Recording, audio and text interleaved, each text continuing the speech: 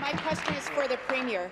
Last Wednesday, the Canadian Press reported that despite the Minister of Indigenous Relations and Reconciliation receiving a report in September of 2016 about cleanup of the mercury contamination in the English Wabigoon River upstream from the Grassy Narrows First Nations, the Premier had the audacity to say she never saw the report. No. Speaker, the report in its entirety can be found with a simple 2-minute Google search.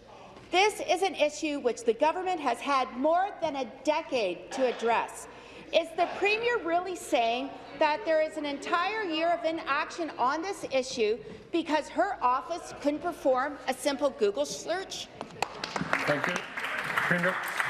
Well, Mr. Speaker, I know the Minister of Indigenous Relations will want to speak to this, but I just need to reinforce what I said in the previous answer, Mr. Speaker. What happened at Grassy Narrows and the mercury poisoning in the water, Mr. Speaker, that we all know is a hugely problematic thing for the communities surrounding that area, Mr. Speaker, that, should have not have happened in the first place. And then decade after decade, Mr. Speaker, there was no action taken. And part of the reason for that was that it wasn't clear exactly what the science was to get that mercury cleaned up.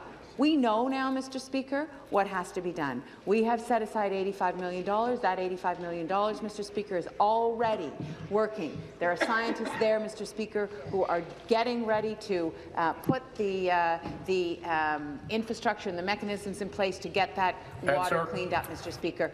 There's more that needs to be done. We understand that. That's why we have set aside that money. We are the government that is taking action on cleaning up what should never have happened in the first place, Mr. Speaker.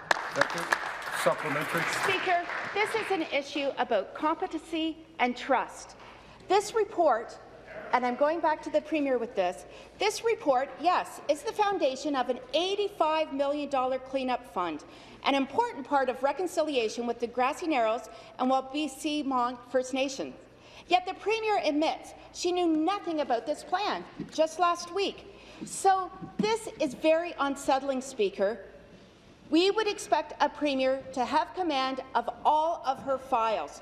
Who is to blame for this incompetency, and what is going to happen? Is it the Premier's office or the Minister? Who's going to be fired over this inaction? Thank you. Climate change.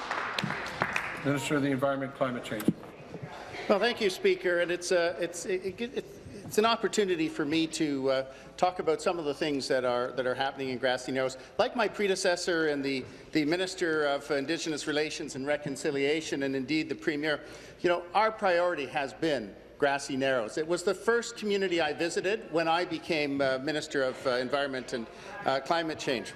We've been working, Speaker, with that community and Wabsamong White Dog Indigenous community for many years to identify mercury, to put the right science in place so that we can begin the remediation, the mercury remediation of the Wabigoon English River system.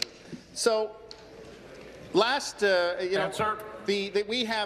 got the dedicated $85 million fund. We've already put in place $5.2 million.